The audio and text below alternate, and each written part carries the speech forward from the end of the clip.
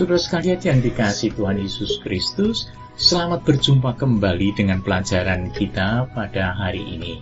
Ini adalah pelajaran yang kedua untuk triwulan yang ketiga ini.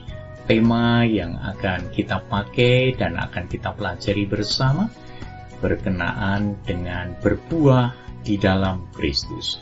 Ayat-ayatnya akan diambil dari Yohanes pasal 15, ayat 1 sampai dengan ayat yang ke-8. Tema besar kita selama triwulan ini adalah mengikut Yesus keputusanku. Maka di dalam mengikut Tuhan Yesus Kristus, maka setiap pengikut Kristus haruslah berbuah sesuai dengan apa yang Tuhan rencanakan dan Tuhan kehendaki bagi kita sekalian. Saudara sekalian, sebelum kita lanjut, mari kita berdoa bersama-sama dan mohon tuntunan Tuhan supaya Roh Allah sendiri yang menuntun kita, membimbing kita, sehingga kita benar-benar dapat memahami apa yang menjadi rencana Tuhan bagi kita semuanya. Mari kita berdoa. Tuhan Yesus yang mengasihi kami, sungguh kami bersyukur kepadamu untuk hari ini. Kami sekalian dapat menikmati hari yang baru, hari yang Tuhan anugerahkan kepada kami. Tuhan, kami akan belajar bersama-sama berkenaan berbuah bagi kemuliaan nama-Mu. Tolonglah kami, supaya kami dapat memahaminya, dan anugerahi kami kekuatan, supaya kami dapat mewujudkan semuanya ini dalam kehidupan kami, karena kebaikan hati Tuhan. Dalam nama Tuhan Yesus Kristus, kami sudah berdoa. Amin. Saudara sekalian yang dikasihi Tuhan Yesus Kristus, kita tahu bahwa kehidupan ini merupakan kehidupan yang perlu berbuah, apalagi untuk kemuliaan nama Tuhan. Karena Tuhan sudah menyelamatkan kita dan memberikan kepada kita kesempatan untuk hidup di bumi ini, maka kita pun akan hidup sesuai dengan rencana Dia, supaya namanya diagungkan di tengah-tengah setiap kegiatan kita. Saudara sekalian, ayat hafalan yang kita pakai pada hari ini diambil dari kitab Yohanes pasal yang ke-15, ayat yang ke-5. Sabdanya, Akulah pokok anggur, dan kamulah ranting-rantingnya. Barang siapa tinggal di dalam aku dan aku di dalam dia, ia berbuah banyak. Sebab di luar aku, kamu tidak dapat berbuat apa-apa. Saudara sekalian, pohon anggur termasuk tanaman yang menjalar. Kita semuanya tahu itu. Dan kita tahu bahwa pohon anggur itu memiliki batang tunggal yang keras dengan ranting-rantingnya yang saling berkaitan atau saling mengaitkan dirinya. Pada ranting-ranting itulah daun dan buahnya bergelantungan. Saudara sekalian, pohon anggur perlu perawatan agar bisa terus berbuah dengan lebatnya, berbuah banyak. Tahapan perawatan merupakan hal yang sangat penting, karena pada proses-proses inilah akan didapati tanaman anggur yang tumbuh dengan maksimal dan lebat buahnya. Salah satu teknik perawatan adalah pemangkasan. Nah, biasanya ranting-ranting yang dekat dengan tanah itu digunting supaya dia tidak berdekatan dengan tanah lalu membuat akarnya sendiri di sana. Itu sebabnya yang dibiarkan adalah ranting-ranting yang ada di atas. Dan ranting-ranting yang kecil-kecil yang dianggap tidak akan mengeluarkan buah, biasanya akan dipangkas. Pemangkasan tanaman anggur ini memang sangat berguna supaya tanaman anggur bisa berbuah dengan lebat dan memiliki kualitas buah yang bagus, tentunya yang manis dan juicy, artinya menyegarkan. Untuk keperluan itu, petani harus menggunakan teknik pemangkasan yang baik dan benar. Kita hari ini akan belajar bersama-sama 3 pokok ajaran Kristus yang menggunakan kiasan tentang pokok anggur untuk mendorong para muridnya berbuah di dalam Dia. Dan bukan hanya sekedar berbuah, tapi berbuah lebat bagi kemuliaan namanya. Yohanes pasal 15 ayat 1 sampai dengan ayat yang ke-8. Saya akan membaca untuk saudara sekalian. Akulah pokok anggur yang benar, dan Bapakulah pengusahanya. Setiap ranting padaku yang tidak berbuah dipotongnya, dan setiap ranting yang berbuah dibersihkannya supaya ia lebih banyak berbuah. Kamu memang sudah bersih karena firman yang telah kukatakan kepadamu. Tinggallah di dalam aku, dan aku di dalam kamu. Sama seperti ranting tidak dapat berbuah dari dirinya sendiri kalau ia tidak tinggal pada pokok anggur. Demikian juga kamu tidak berbuah jikalau kamu tidak tinggal di dalam aku. Akulah pokok anggur dan kamulah ranting-rantingnya. Barang siapa tinggal di dalam aku dan aku di dalam dia, ia berbuah banyak, sebab di luar aku kamu tidak dapat berbuat apa-apa.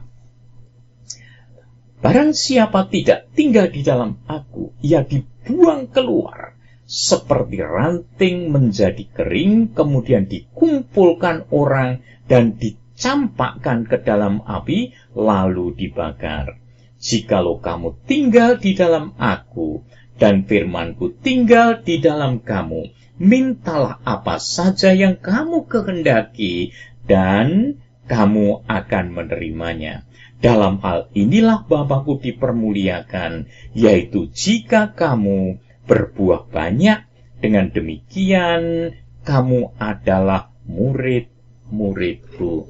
Saudara sekalian yang dikasihi Tuhan Yesus Kristus, pelajaran pertama yang kita bisa memetiknya dari bacaan kita tadi adalah bahwa di dalam kiasan ini yang dimaksud pengusaha atau yang memelihara atau pemilik kebun anggur itu adalah Allah Bapa sendiri. Sementara itu Kristus menjelaskan dirinya sebagai pokok anggur yang benar. Artinya bahwa Kristus adalah pokok yang dapat menghubungkan antara manusia dengan Allah Bapa. Dialah yang memberi keselamatan, dialah pokok keselamatan, dialah pokok kehidupan kekal. Dialah yang memberi pertumbuhan dan kemampuan untuk berbuah. Di luar Dia, kita tidak bisa berbuat apa-apa. Kemudian Kristus berbicara tentang 2 macam ranting. Yang pertama, ranting yang tidak berbuah, yaitu mereka yang nampaknya terhubung dengan Kristus, tetapi tidak menghasilkan buah rohani di dalam hidupnya, seperti Yudas Iskariot misalnya. Maka ranting-ranting yang demikian akan dipotong oleh Bapa yang Maha Tinggi.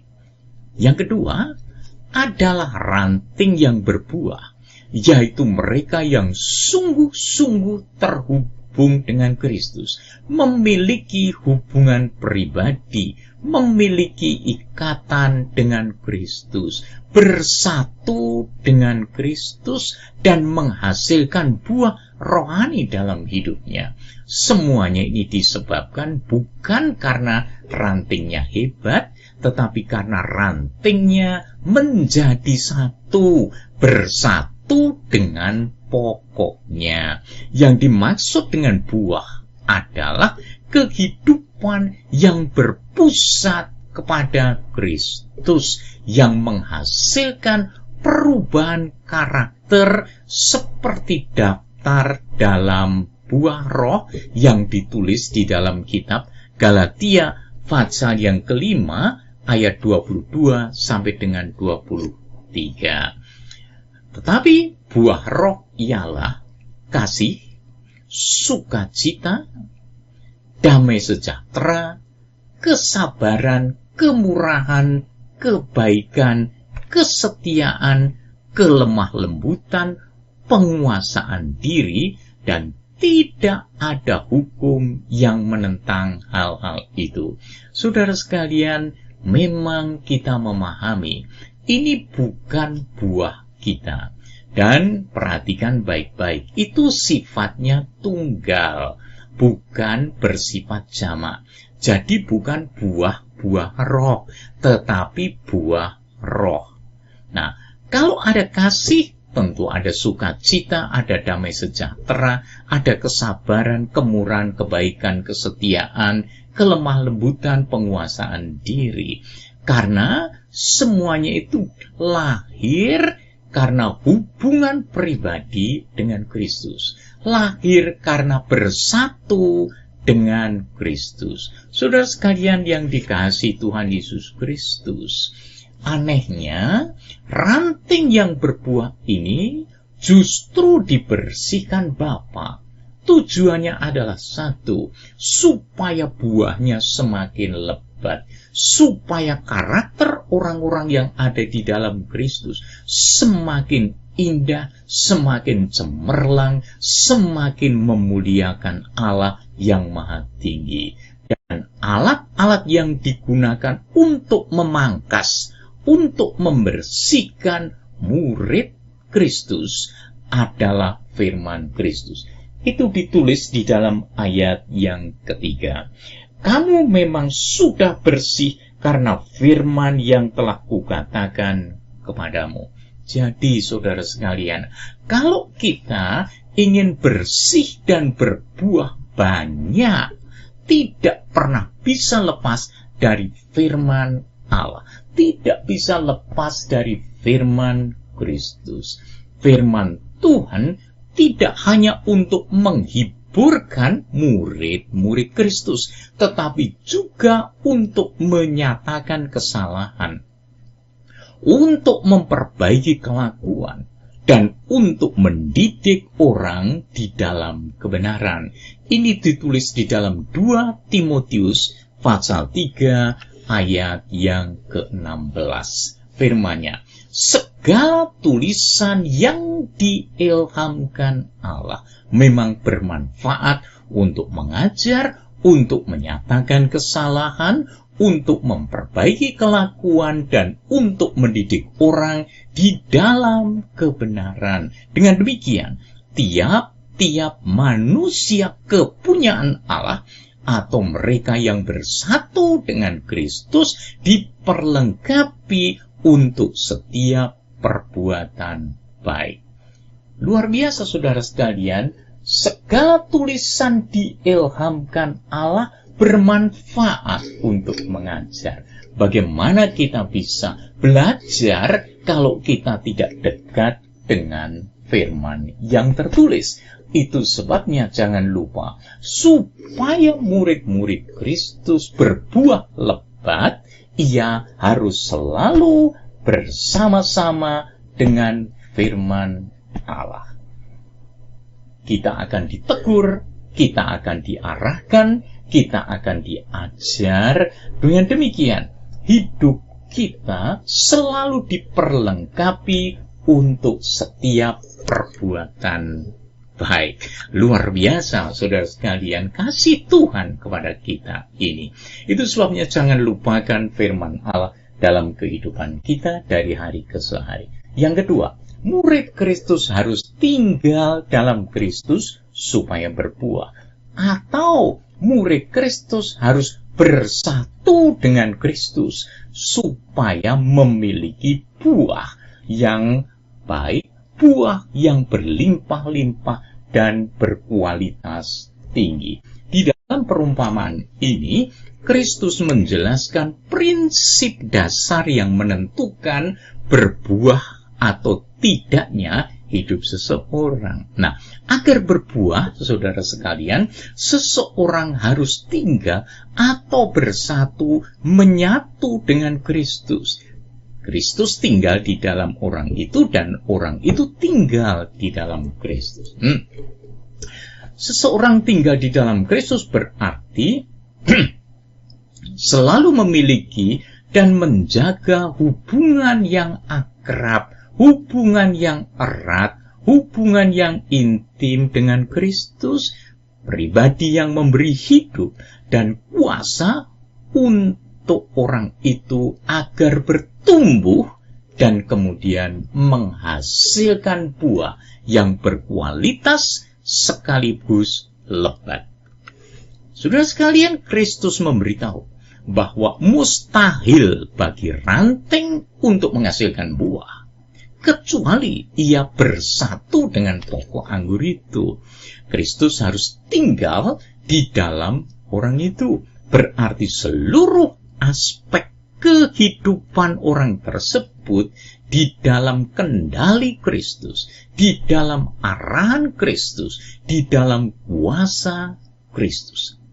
Pikiran, perasaan, dan kehendak orang itu diserahkan kepada Kristus, agar Kristus leluasa mengatur seluruh aspek kehidupannya. Dengan demikian, saudara sekalian, maka karakter orang tersebut akan berubah sesuai dengan karakter Kristus. Dan semuanya itu tercermin di dalam kitab Galatia pasal yang kelima ayat 22 sampai dengan ayat yang ke-23. Hasilnya, perkataan dan perbuatan orang itu akan mencerminkan kehendak Kristus. Orang yang demikian akan berbuah banyak. Artinya hidupnya semakin menampakkan karakter Kristus. Allah menghakimi dan menolak mereka yang tidak tinggal di dalam Kristus. Ayat yang ke-6 memberitahu kita sekalian, barang siapa tidak tinggal di dalam aku, atau barang siapa tidak bersatu dengan aku, ia dibuang keluar, sama seperti ranting dan menjadi kering, kemudian dikumpulkan orang dan dicampakkan ke dalam api, lalu dibakar. Allah menghakimi, Allah menolak mereka yang tidak tinggal di dalam Kristus. Ranting yang terpisah dari pokoknya akan mati. Akhirnya akan dicampakkan ke dalam api. Dibakar sampai habis. Catatan kita yang ketiga. Murid Kristus harus berbuah. Sekali lagi, murid Kristus harus berbuah supaya Bapa dimuliakan. Yohanes pasal yang ke-15 ayat yang ke-7 memberitahu, menyatakan jikalau seseorang tinggal di dalam Kristus, bersatu dengan Kristus, dan firman-Nya tinggal di dalam orang itu, ia diperkenankan meminta apa saja yang dikehendaki dan akan menerimanya. Tentu orang yang demikian akan meminta sesuatu yang sesuai dengan kehendak Kristus, sehingga permohonannya dikabulkan. Itu tertulis di dalam Yohanes pasal yang ke-15 ayat yang ke-16.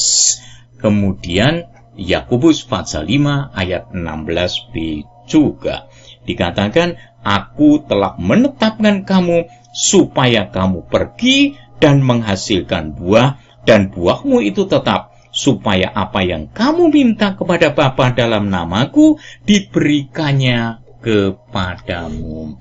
Saudara sekalian, salah satu doa yang pasti dikabulkan Tuhan adalah doa yang meminta agar ia makin berbuah lebat. Yohanes pasal yang ke-15 ayat yang ke-8 memberitahu kita sekalian, dalam hal inilah Bapa-Ku dipermuliakan, yaitu jikalau kamu berbuah banyak, dan dengan demikian kamu adalah murid-murid-Ku. Dengan kalimat lain, murid Kristus harus berbuah, dan keberhasilan berbuah itu akan membuat Allah Bapa sebagai pemilik kebun dimuliakan dan diagungkan. Kesimpulannya, saudara sekalian, orang yang tinggal di dalam Kristus pasti selamat. Itu sudah dijamin oleh Kristus sendiri, dan pasti akan mengalami pertumbuhan dan berbuah.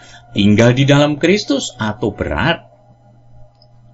tinggal di dalam Kristus atau bersatu dengan Kristus berarti beriman kepada Kristus sebagai Tuhan dan Juru Selamatnya, serta membangun hubungan pribadi yang akrab, aktif dengan Kristus melalui doa, firman, dan taat melakukan sabdanya. Orang yang demikian akan menghasilkan buah bagi Kristus dan membawa kemuliaan bagi Allah Bapa.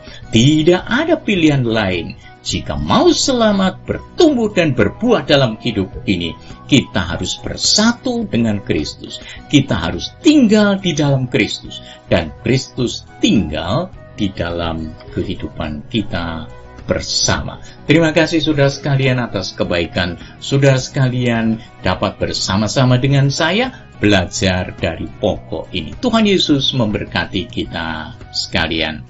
Amin. Mari kita berdoa. Terima kasih Tuhan Yesus untuk berkat-Mu. Kami sekalian dapat bersama-sama belajar pada hari ini. Kiranya firman-Mu Tuhan tetapkan di dalam hati kami. Biarlah itu tertanam di dalam lubuk hati kami yang paling dalam, kemudian berakar, bertumbuh, berbuah bagi kemuliaan Tuhan Yesus Kristus. Terima kasih Tuhan Yesus. Amin. Saudara sekalian, terima kasih untuk perhatian saudara.